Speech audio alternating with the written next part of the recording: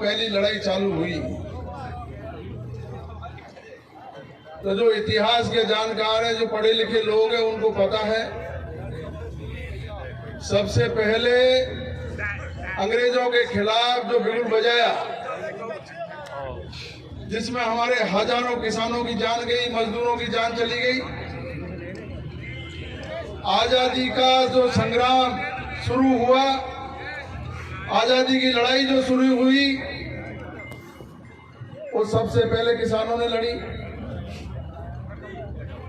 महात्मा गांधी जी ने किसानों को साथ में लेकर के देश को आजाद कराने की लड़ाई लड़ी। 1942 में भारत छोड़ो आंदोलन जब शुरू हुआ और महात्मा गांधी जी ने करो और मरो का नारा दिया, डू एंड डाई, उस समय भी इस देश का किसान और मजदूर एक होकर के अंग्रेजों से लड़ा और उसी का ही नतीजा है कि 1947 में देश आजाद हुआ। साथी, तो मैं जो ये नारा दे रहा हूं, वो सच्चे अर्थों में अगर ये देश किसी का है तो ये 62 करोड़ किसानों का देश है भारत। ये 62 करोड़ लोगों का सबसे पहला अगर इस देश में कोई हक बनता है तो किसानों का बनता है। अपने प्राणों की आहुति दी उस स्वतंत्रता संग्राम में। भारत माँ के कई लाल शहीद हुए, कई परिवारों की पीढ़ियां उजड़ गई, कई वर्षों तक लगातार संघर्ष करने के बाद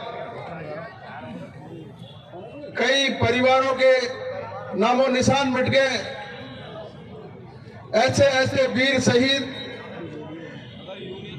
जिन्होंने हंसते हंसते फांसी पर चढ़ना स्वीकार कर लिया, लेकिन अंग्रेजों की गुलामी स्वीकार करने से मना कर दिया। साथियों, वो सारे के सारे लोग, अगर हम इतिहास पढ़ें, दोनों को पकड़ ले, चालू करो, वो हमारे किसान परिवारों से निकले हुए थे। किसान परिवारों में कोई जाति और धर्म की बात नहीं होती, सब जाति 36 कौम में किसान है। तो जिन लोगों ने अपने प्राणों की आहुति देकर के इस देश को आजाद कराया, वो लोग सबसे ज्यादा, अगर इस देश में कोई न्याय पाने का अगर हकदार है तो वो सबसे पहले किसान हकदार है। साथियों, और मोदी जी ने, आप सब लोगों को पता है,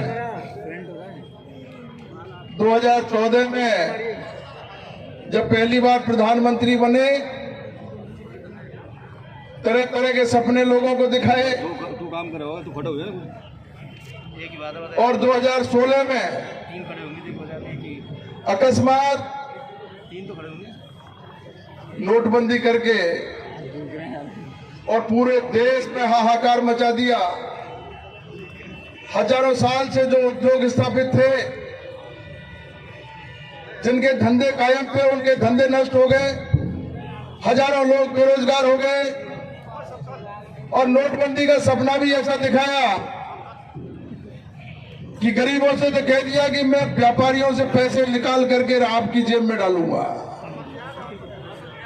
और काला धन वापस लाऊंगा, इससे आतंकवाद खत्म हो जाएगा देश में। आतंकवाद को खत्म करने के लिए नोटबंदी की है। काला धन जो विदेशों में जमा है उसको लाने के लिए नोटबंदी की है। आप सब इस बात के साक्षी हैं।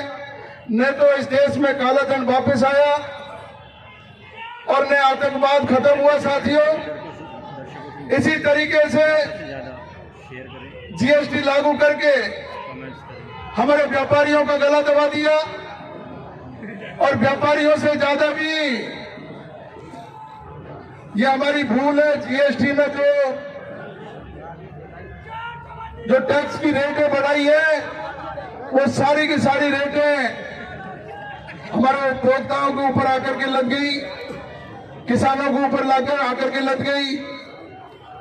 जो डीजल भारत सरकार 23 रुपए में खरीद रही है, उस डीजल को किसानों को 80 रुपए में दिया जा रहा है। मोदी ने रेलवे को बेच दिया, बीमा क्षेत्र की सभी कंपनियों को बेच दिया, तेल कंपनियों को बेच दिया। नौकरी के हमारे जो युवा हैं उनको सारे रास्ते उनके बंद कर दिए। निजीकरण की बात करते करते चारों तरफ हाहाकार मचा दिया। गैस और डीजल के किस तरीके से दाम बढ़े आप सब लोगों को पता है।